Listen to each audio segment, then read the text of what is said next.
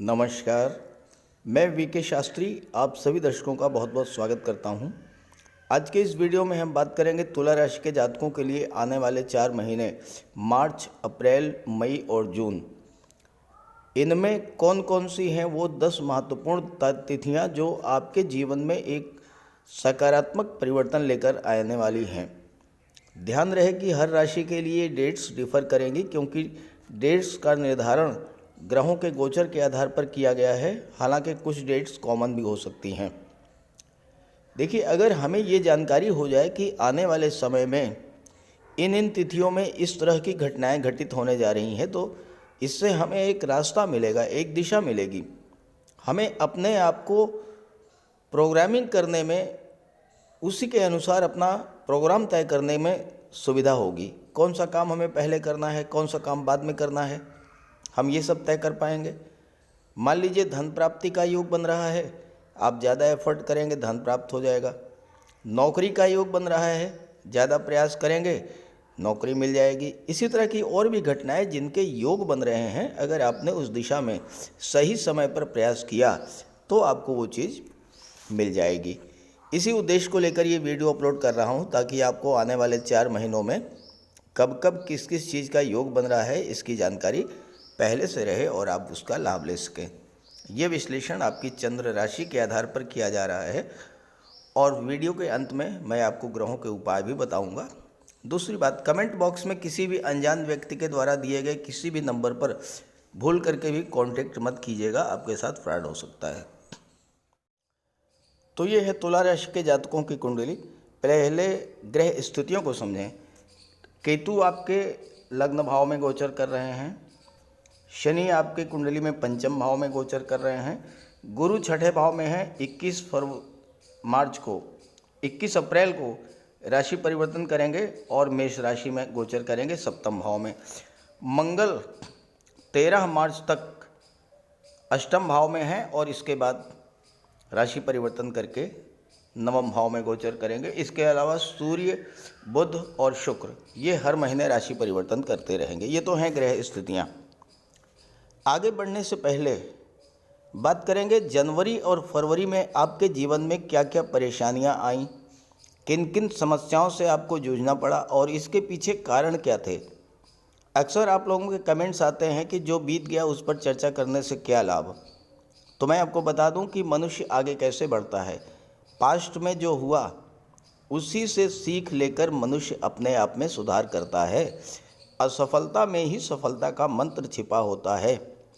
क्यों असफल हुए, क्यों कष्ट मिले, अगर इन चीज़ों की एनालिसिस कर ली जाए तो आने वाले समय में उन कष्टों, उन परेशानियों से बचा जा सकता है।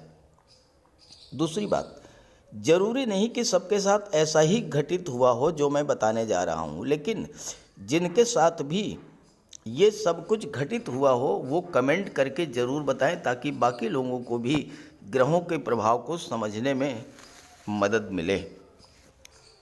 देखिए, जनवरी और फरवरी में मंगल का गोचर वृषभ राशि में था।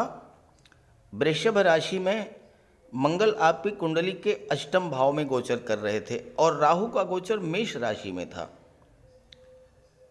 राहु और मंगल का संबंध ज्योतिष शास्त्र में बहुत खराब माना गया है।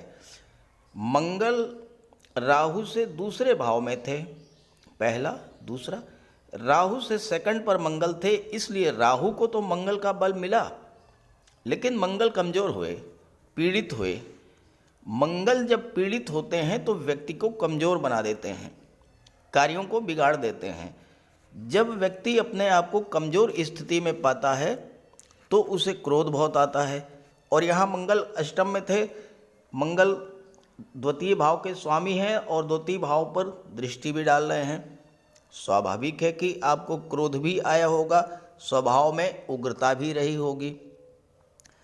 जब मंगल पीड़ित होते हैं तो कार्यों को बिगाड़ देते हैं, व्यक्ति को कमज़ोर कर देते हैं। जब व्यक्ति अपने आप को कमज़ोर स्थिति में पाता है तो क्रोध बहुत आता है।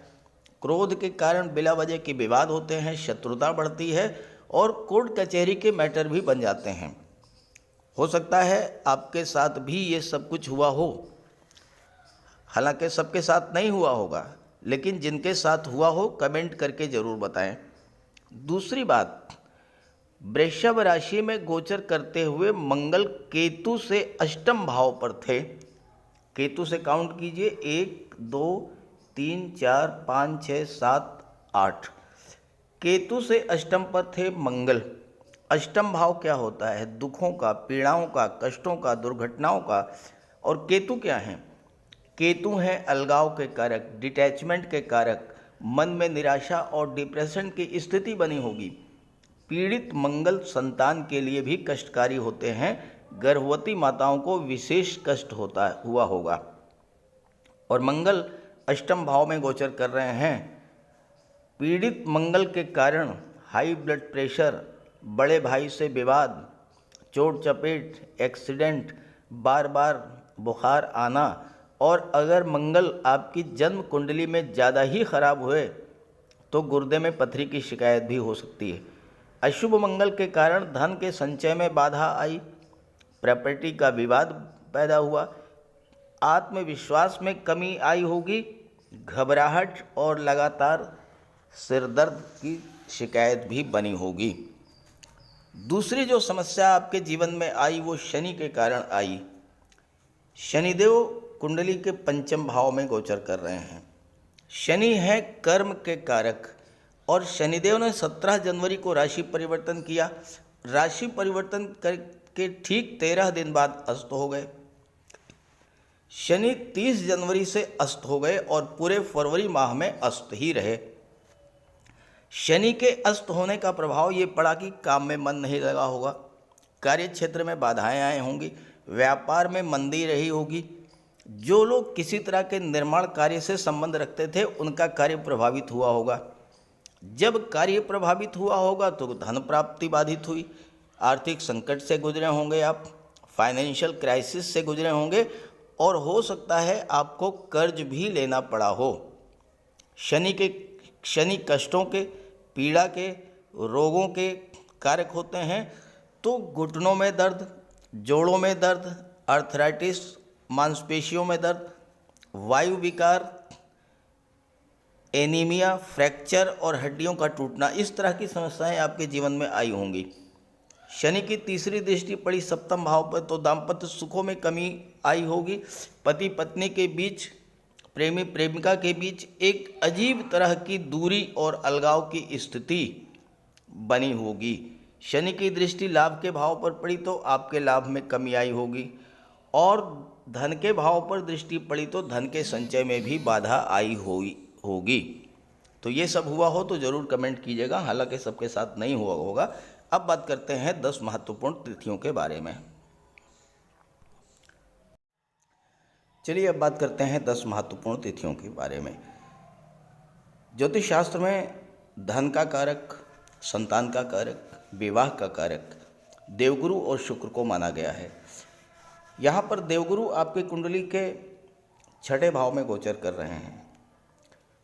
6ठा भाव जो होता है ये रोग, ऋण, शत्रु, विघ्न, बाधाओं का होता है, ननिहाल पक्ष का होता है। लेकिन यहीं पर जब कोई ग्रह उच्च की स्थिति में हो या स्वराशि में हो या फिर राजयोग बनाए तो 6ठे भाव के शुभ फलों में वृद्धि करता है। अब यहाँ पर देवगुरु जो हैं अपनी ही राशि मीन राशि में गोचर कर रहे हैं और 15 फरवरी को, हालांकि मैं मार्च के बारे में बात कर रहा हूँ लेकिन योग 15 फरवरी से बन रहा है, तो 15 फरवरी को क्या होगा कि शुक्र भी यहाँ पर आ जाएंगे। शुक्र अपनी उच्च की राशि में होंगे और शुक्र भी विपरीत राजयोग बनाएंगे, गुरु भी विपरीत राजयोग बनाएंगे। दो शुभ ग्रह 6ठे भाव में जब विपरीत राजयोग बनाएंगे तो आपको पहला काम तो ये होगा कि कर्ज से मुक्ति दिला देंगे। किसी तरह की कोई शत्रुता थी वह दूर होगी। कार्य क्षेत्र में विघ्न, बाधाएं जो आ रही थीं, खास करके शनि के अस्त होने के कारण वो समाप्त होंगे, क्योंकि शनि भी जो हैं 6 मार्च से उदित हो जाएंगे। गुरु और शुक्र की युति प्रबल धन प्रदायक युति मानी जाती है। जब गुरु और शुक्र दोनों ही छठे भाव में राजयोग बनाएंगे तो आपको इतना धन प्राप्त होगा कि आप अपना कर्ज उतार लेंगे। और अगर व्यापार व्यवसाय के सिलसिले में कोई कर्ज लेना चाहते हैं तो आपको कर्ज मिल भी जाएगा। यहाँ पर शुक्र की दृष्टि और गुरु की दृष्टि 12वें भाव पर पड़ेगी और 15 फरवरी से लेकर के 12 मार्च तक ये स्थिति रहेगी। विदेश भाव पर गुरु और शुक्र की दृष्टि पड़ने से आपको विदेशों से धन मिलेगा, विदेश यात्राओं का योग बनेगा, विदेशी व्यापार में उन्नति होगी। गुरु की दृष्टि दशम भाव पर पड़ेगी तो कार्य क्षेत्र में उन्नति होगी और गुरु की दृष्टि धन के भाव पर पड़ेगी। गुरु वृद्धि के कारक होते हैं, विस्तार के कारक होते हैं, तो परिवार में वृद्धि होगी, यानी कि किसी सदस्य का या तो विवाह होगा या फिर संतान की प्राप्ति होगी। और शुक्र के प्रभाव से धन का संचय भी होगा, धन का निवेश भी होगा। अगर आप महिला हैं तो गोल्ड में, ज्वेलरी में, ऑर्नामेंट्स में, आभूषण में आप इस गोचर काल में निवेश करेंगी। इसके बाद गुरु तो छठे भाव में ही रहेंगे, लेकिन शुक्र राशि परिवर्तन करेंगे और राशि परिवर्तन करके मेष राशि में आएंगे और इसके बाद शुक्र वृषभ राशि में आ जाएंगे 6 अप्रैल को। और मंगल यहाँ से राशि परिवर्तन करके नवम भाव में जा चुके होंगे। अष्टम में शुक्र गोचर करेंगे अपनी ही राशि में, तो यहाँ पर शुक्र विपरीत राजयोग बनाएंगे। ये डेट आप नोट कर लीजिए, ये डेट है 6 अप्रैल से लेकर के और 2 मई के बीच। पहली डेट तो रही 15 फरवरी से 12 मार्च, धन, संतान और विवाह का योग बनेगा। इसके बाद फिर 6 अप्रैल से 2 मई के बीच धन का योग बनेगा, संतान का योग बनेगा, विवाह का योग बनेगा, क्योंकि शुक्र की दृष्टि धन के भाव पर पड़ेगी। तो यहाँ पर आपको धन का संचय का योग बनेगा। शुक्र के प्रभाव से आप प्रॉपर्टी या वाहन में निवेश कर सकते हैं और साथ ही साथ घर की सुख सुविधा के साधन भी आप इस गोचर काल में क्रय करेंगे। और चूँकि शुक्र अष्टम में बैठे हुए हैं, अष्टम भाव गुप्त विद्याओं, गुप्त धन और गुप्त रहस्यों का होता है, तो ज्योतिष तंत्र मंत्र में आपकी रुचि बढ़ सकती है। रिसर्च के क्षेत्र से आपको धन मिल सकता है, इंश्योरेंस सेक्टर से या मार्केटिंग के क्षेत्र से आपको धन मिलेगा। अगर आप ऑडिट के क्षेत्र से संबंध रखते हैं, टैक्सेशन के क्षेत्र से संबंध रखते हैं, आप चार्टर्ड अकाउंटेंट हैं या आप टैक्स कंसल्टेंट हैं, तो शुक्र के प्रभाव से इस समय आपको प्रचुर धन की प्राप्ति होगी। अष्टम भाव चूँकि गुप्त धन का है तो आपको लॉटरी, शेयर या कोई पैतृक संपत्ति प्राप्त हो सकती है या फिर आपको ससुराल पक्ष से भी धन की प्राप्ति होगी। अब बात कर ली जाए छात्रों के संबंध में, उनके लिए कौन सा समय विशेष लाभ देने वाला होगा। ज्योतिष शास्त्र में सरकारी नौकरी का प्रबल कारक माना गया है सूर्य को, बुध को और देवगुरु को। सूर्य शासन प्रशासन, राजनीति, न्यायिक सेवा और विदेश सेवा के कारक हैं। Budh banking sector, finance sector, education sector, marketing, insurance, साथ ही साथ आईटी सेक्टर, कंप्यूटर, कम्युनिकेशन और मैनेजमेंट के कारक हैं। जहाँ तक गुरु हैं, शिक्षक के रूप में, काउंसलर के रूप में, लीगल एडवाइज़र के रूप में, फाइनेंशियल एडवाइज़र के रूप में या धर्मगुरु, पुरोहित, धर्माचार्य, धर्मोपदेशक या धार्मिक कर्मकांड कराने वाले व्यक्ति, इन सब क्षेत्रों में। तो यहाँ पर क्या होगा कि 15 मार्च को सूर्य राशि परिवर्तन करेंगे और मीन राशि में गोचर करेंगे और 16 मार्च को बुध भी मीन राशि में गोचर करेंगे। अब यहाँ सूर्य, गुरु और बुध 3 ऐसे ग्रह जिन्हें कि ज्योतिष शास्त्र में ग्रहों के राजाधिराज, ग्रहों के महामंत्री और ग्रहों के युवराज की संज्ञा दी गई है। तीनों ही ग्रह छठे भाव में गोचर करेंगे और छठा भाव जो होता है ये नौकरी का भाव होता है, सर्विस सेक्टर का भाव होता है। जिन जिन क्षेत्रों की मैंने अभी चर्चा की है उन क्षेत्रों से संबंधित छात्रों के लिए सरकारी नौकरी प्राप्त करने का विशेष योग बनेगा 15 मार्च से लेकर के और 14 अप्रैल के बीच।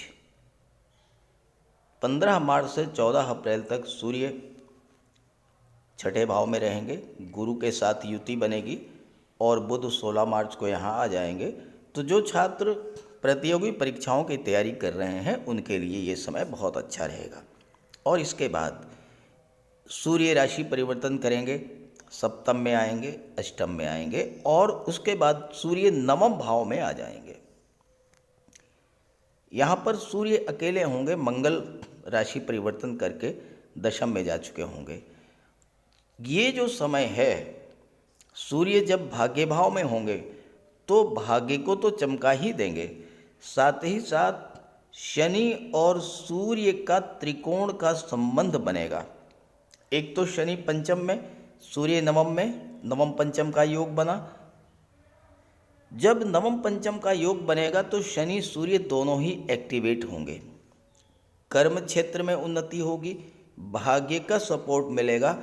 और जैसा मैंने कि पिछले वीडियोज़ में बताया है कि शनि और सूर्य का जो संबंध होता है ये प्रबल राजयोग कारक होता है और ये बनेगा आपकी कुंडली में 15 जून से लेकर के और 17 जुलाई तक। जो लोग शासन प्रशासन में हैं, राजनीति के क्षेत्र में हैं, न्यायिक सेवा या विदेश सेवा में हैं या किसी भी क्षेत्र में मैनेजमेंट के क्षेत्र में हैं, आईटी सेक्टर में हैं, कहीं भी हैं, उच्च पद पर हैं अगर, तो ये समय उनके लिए पद प्रतिष्ठा प्रमोशन प्राप्त करने में बहुत ही सहायक होगा, क्योंकि भाग्य का भी पूरा साथ मिलेगा। कोई महत्वपूर्ण जिम्मेदारी का पद दिया जा सकता है जिससे कि आपके मान सम्मान में वृद्धि हो, आपका स्टेटस बढ़ेगा इस गोचर काल में 15/6 से 17/7। अगर आप प्रमोशन के लिए प्रयासरत हैं, किसी अच्छे पोस्ट के लिए प्रयासरत हैं, 15 जून से और 17 जुलाई के बीच एफर्ट कीजिएगा, आपको प्रमोशन भी मिल जाएगा, मनचाही जगह ट्रांसफ़र भी हो जाएगा, क्योंकि सूर्य की दृष्टि तीसरे भाव पर पड़ेगी और साथ ही साथ धन का लाभ भी आपको प्राप्त होगा। मंगल का गोचर अष्टम भाव में है। यही मंगल जो आपके लिए अभी तक अशुभ थे, आपके लिए कष्ट देने वाले थे, 13 मार्च को जब भाग्य भाव में गोचर करेंगे तो यही मंगल आपके लिए अत्यंत शुभ फल देने वाले होंगे। क्यों? डेट आप नोट कर लीजिएगा, 13/3 से 10 मई। मंगल शनि से त्रिकोण पर होंगे। देखिए शनि से काउंट कीजिए, 1 2 3 4 5। तो शनि से मंगल पंचम पर हैं, मंगल से शनि नवम पर हैं। मंगल क्या है? आपका पराक्रम, पुरुषार्थ। शनि क्या है? कर्म। तो आपके कार्य क्षेत्र में प्रबल उन्नति का योग बनेगा। खास करके अगर आप मंगल से संबंध रखते हैं, आर्मी एयरफोर्स में हैं, नेवी में हैं, मिलिट्री में हैं, पुलिस विभाग में हैं, पैरामिलिट्री फोर्सेज में हैं, या आप मेडिकल और सर्जरी के क्षेत्र से संबंध रखते हैं, गेम्स और स्पोर्ट्स से संबंध रखते हैं, फायर रिलेटेड एरियाज़ में, या फिर आप शनि से संबंधित कार्य करते हैं, तो हर क्षेत्र में शनि और मंगल जब त्रिकोण पर होंगे तो आपके अंदर कार्य करने की असीम ऊर्जा होगी, काम में मन लगेगा और जब आप कार्य करेंगे तो आपको धन प्राप्त होगा। यहाँ पर गोचर करते हुए मंगल की सप्तम दृष्टि तीसरे भाव पर पड़ेगी और मंगल की अष्टम दृष्टि चौथे भाव पर पड़ेगी। मंगल क्या है? भूमि के कारक हैं। शनि क्या है? निर्माण के कारक हैं। जब शनि और मंगल दोनों एक दूसरे को एक्टिवेट करेंगे, एक दूसरे से त्रिकोण पर होंगे, ये समय 13 मार्च से लेकर के और 10 मई तक, ये जो समय है, ये आपके लिए भूमि, भवन, प्रॉपर्टी खरीदने का योग बनेगा, वाहन खरीदने का योग बनेगा। शनि चूँकि निर्माण के कारक हैं, अगर आप मकान बनवाना चाहते हैं तो 13 मार्च से 10 मई के बीच का समय बहुत ही उपयुक्त रहेगा आपके लिए। इसके बाद मंगल और शनि तो त्रिकोण पर हैं ही, मंगल और केतु भी त्रिकोण पर हैं, और केतु आपके लग्न भाव में गोचर कर रहे हैं। देखिए, मंगल से काउंट कीजिए, 1 2 3 4 5। मंगल से पंचम पर हैं केतु, और केतु से नवम पर है मंगल। केतु क्या है? केतु मंगल की छाया है, मंगल जैसा ही कार्य करते हैं और आपके लग्न भाव में गोचर कर रहे हैं। जब मंगल और केतु दोनों ही त्रिकोण पर होंगे तो दोनों ही एक्टिवेट हो जाएंगे। अब यहाँ मंगल भाग्य के भाव में है, केतु लग्न के भाव में है। आप क्या हैं? लग्न भाव क्या है? आपका व्यक्तित्व, आप स्वयं हैं लग्न भाव। तो पहला काम तो ये होगा कि भाग्य का पूरा साथ आपको मिलेगा, कार्य करने की क्षमता बढ़ेगी, कार्य करने की ऊर्जा बढ़ेगी। जितना अधिक आप परिश्रम कर सकते हैं उतना आप करेंगे, और जीवन में आप जो भी प्राप्त करना चाहते हैं वो प्राप्त करने का समय ये रहेगा। देखिए, एक बात आपको ध्यान से समझनी है। केतु क्या है? केतु है डिटैचमेंट, यानी कि चीज़ों से आप दूर रहिए, मतलब किसी भी चीज़ के पीछे मत भागिए, चीज़ों से चिपकना छोड़ दीजिए, कर्म करते रहिए, पुरुषार्थ करते रहिए, भाग्य आपके साथ है। इच्छा रखिए, क्या आप चाहते हैं, क्या बनना चाहते हैं, क्या करना चाहते हैं, क्या पाना चाहते हैं, उस दिशा में प्रयास कीजिए। लेकिन हर समय सिर्फ और सिर्फ उसी चीज़ के बारे में सोचते रहिए, उसी के पीछे भागते रहिए, तो यहाँ पर आपको असफलता मिलेगी। केतु ये चाहते हैं कि आप चीज़ों के पीछे भागना छोड़ दीजिए। जिस दिन आप चीज़ों के पीछे भागना छोड़ देंगे, उस दिन आपको वो चीज़ प्राप्त हो जाएगी। आप पैसे के पीछे भाग रहे हैं, पैसा नहीं मिल रहा है, जिस दिन आप पैसे के पीछे भागना छोड़ देंगे, पैसा आपको मिल जाएगा। आप भूमि, भवन, प्रॉपर्टी खरीदना चाहते हैं, बहुत प्रयास कर रहे हैं, लगातार आपके मन में यही चीज़ है, आप भागना छोड़ दीजिए, प्रॉपर्टी भी मिल जाएगी, भूमि, भवन जो लेना चाहते हैं वो भी आपको मिल जाएगा। क्योंकि केतु ये चाहते हैं कि आप प्रयास करें लेकिन चीज़ों से दूरी बना करके रखें। और ये जो समय आपके लाइफ में आएगा, ये रहेगा 13/3 से 10/5। अगर इस गोचर काल में आपने निर्लिप्त होकर के कार्य किया, प्रयास कीजिए, बट पीछे मत भागिए, करके देखिएगा।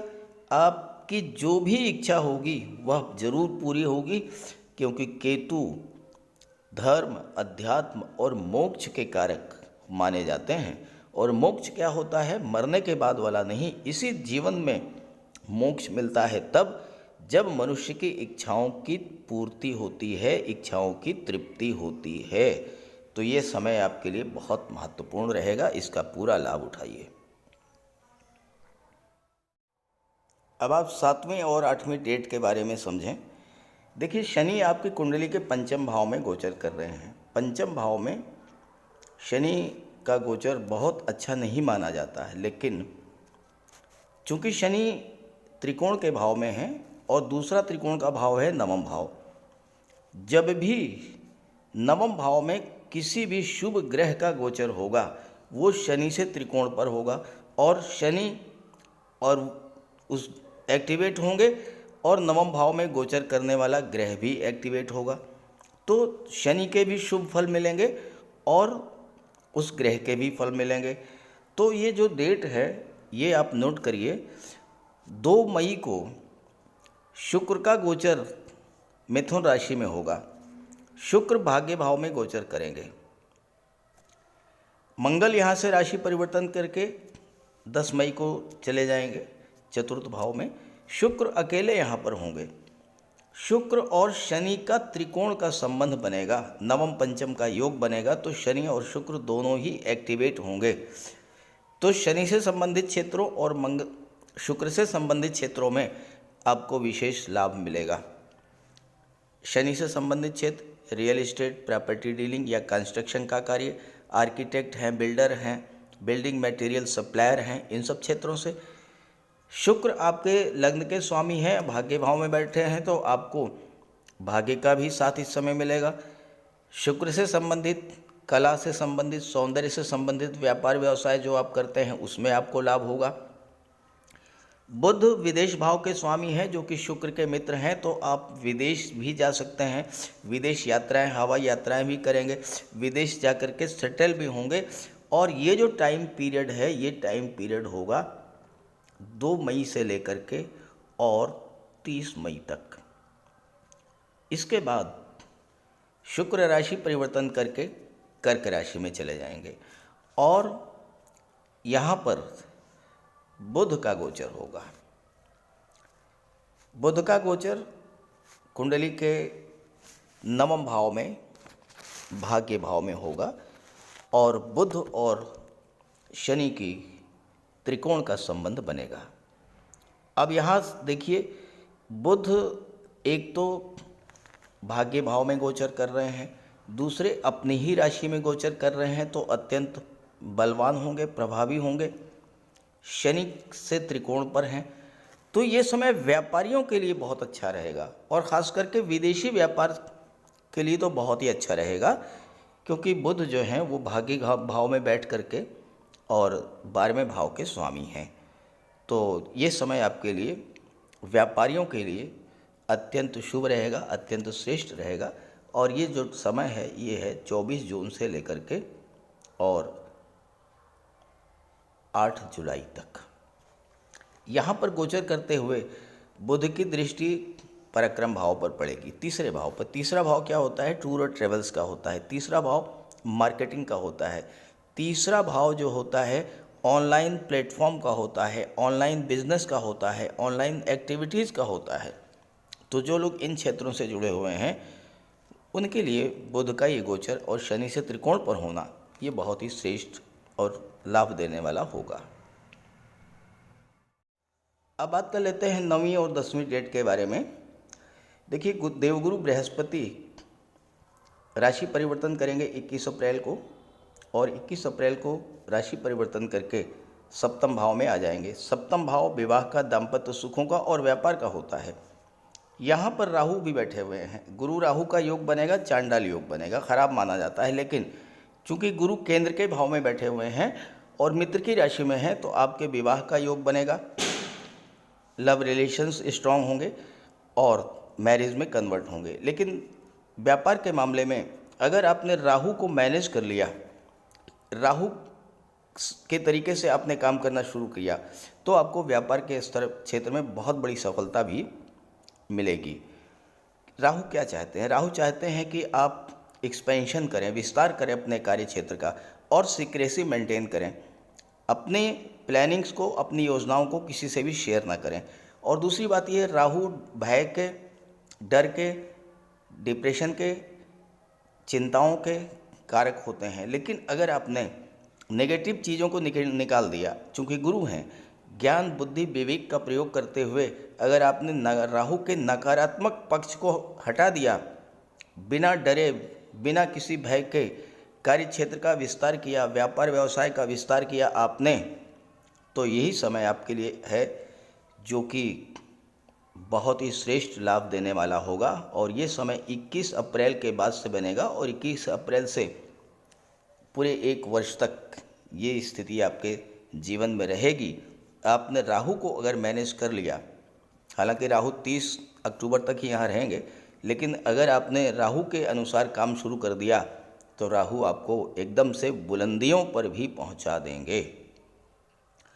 और इसके बाद जो अंतिम डेट है, थोड़ा सा सावधानी बरतने की है।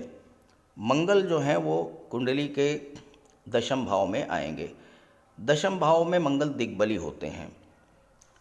यहाँ पर आपको कार्य क्षेत्र में मंगल बुलंदियों पर पहुँचा देंगे। खास करके अगर आप मंगल से संबंधित क्षेत्रों में काम कर रहे हैं तो बहुत अच्छी सफलता देंगे।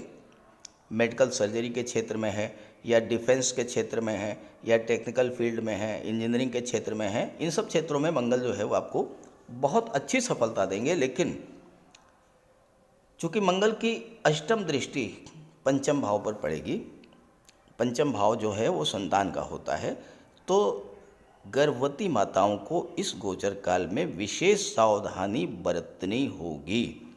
और ये जो टाइम पीरियड है, ये टाइम पीरियड है 10/5 से लेकर के और 1 जुलाई तक। इस गोचर काल में गर्भवती माताओं को विशेष सावधानी बरतनी होगी, क्योंकि मंगल ब्लड और सर्जरी के कारक होते हैं। संतान का जन्म ऑपरेशन के द्वारा हो, ऐसी संभावनाएं बनती हैं। अब इन डेट्स का आप बेहतर लाभ ले सकें, इसके लिए आप ग्रहों का उपाय अवश्य कीजिएगा। तो बात करते हैं ग्रहों के उपायों के बारे में। किसी भी जातक की कुंडली में बनने वाले राजयोगों का संपूर्ण लाभ उसे तब मिल पाता है जब राजयोग बनाने वाले ग्रह कुंडली में मजबूत स्थिति में हों। और ज्योतिष शास्त्र में ग्रहों को बल प्रदान करने के लिए उपायों की व्यवस्था की गई है। तो अगर आपकी जन्म कुंडली में राजयोग बनाने वाले ग्रह कमज़ोर स्थिति में हैं, अंश बल से कमज़ोर हैं, तो ग्रहों का उपाय ज़रूर कीजिए। इससे ग्रहों को बल प्राप्त होगा और आपको राजयोग का संपूर्ण लाभ प्राप्त हो पाएगा। सबसे पहले मंगल की बात करते हैं। इसके लिए बजरंगबली की उपासना कीजिए, हनुमान जी की आराधना कीजिए, हनुमान चालीसा का पाठ कीजिए, हनुमान जी के मंदिर में जाकर के उनके चरणों में बैठिए और उनके चरणों का सिंदूर अपने मस्तक पर धारण कीजिए। मंगलवार के दिन स्नान के बाद लाल वस्त्र धारण कीजिए, मंगलवार का व्रत रखिए। हनुमान जी को सिंदूर में चमेली का तेल मिलाकर के अर्पित करें। हनुमान जी को चोला चढ़ाएं और मूंगा धारण कर सकते हैं, लेकिन किसी योग्य ज्योतिषी से परामर्श लेकर। और मंगलवार के दिन लाल वस्त्र, गेहूँ, गुड़ और तांबे का दान करने से भी मंगल को बल प्राप्त होता है। जहाँ तक देवगुरु की बात है, देवगुरु बृहस्पति को प्रसन्न करने के लिए गुरुवार का व्रत रखिए। 5 गुरुवार, 11 या 43 गुरुवार का व्रत रखें। घर में केले का एक वृक्ष लगा लें और उसकी सेवा करें। स्नान करते समय पानी में हल्दी या केसर मिलाकर स्नान करें और हल्दी या केसर का तिलक लगाएं। भूल करके भी गुरु, साधु, संतों का, माता पिता का अपमान ना करें। माता पिता, गुरु और वृद्धों का सम्मान करें, उनकी सेवा करें और उनका आशीर्वाद प्राप्त करें। तोते को चने की दाल खिलाएं, इससे बुध और गुरु दोनों प्रसन्न होते हैं। पुखराज भी धारण कर सकते हैं गुरुवार के दिन, लेकिन योग्य ज्योतिषी का परामर्श लेकर ही कोई रत्न धारण करें। ज़्यादा बेहतर ये है कि हल्दी की एक गांठ पीले वस्त्र में बांधकर अपने बाजू में बांध लीजिए और पीले रंग के वस्त्रों का ज़्यादा प्रयोग कीजिए। चादर, तकिए, गिलाफ ये सब पीले रंग के रखिए, पर्दे। शुक्र को बल प्राप्त हो, इसके लिए माता लक्ष्मी की उपासना कीजिए और 21 या 31 शुक्रवार को व्रत रखें।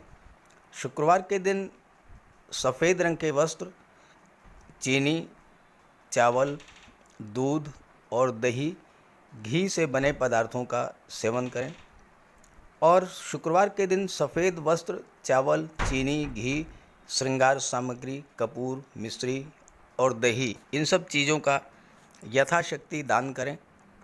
डायमंड धारण कर सकते हैं, लेकिन हीरा धारण करने से पहले योग्य ज्योतिषी का परामर्श ले लें। महिलाओं का सम्मान करें। शुक्रवार के दिन कन्याओं को खीर और मिष्ठान का भोजन कराएं।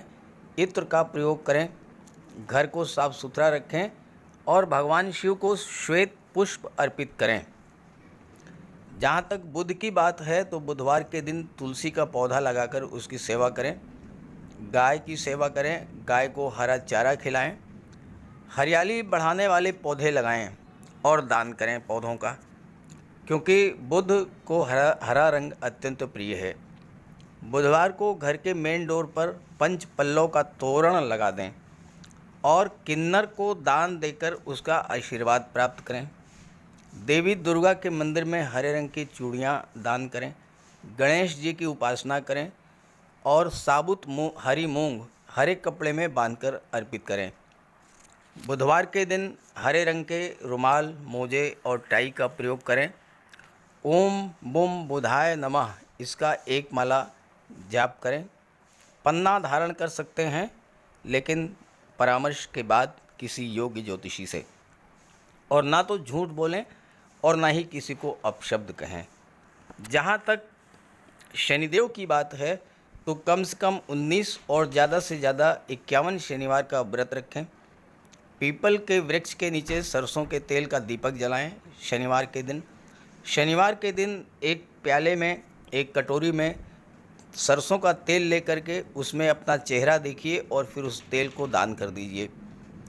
उड़द से बनी पंजीरी, पकौड़ा, चीला, बड़ा, इन सब का सेवन करिए। सरसों के तेल में बने भोज्य पदार्थों का सेवन कीजिए।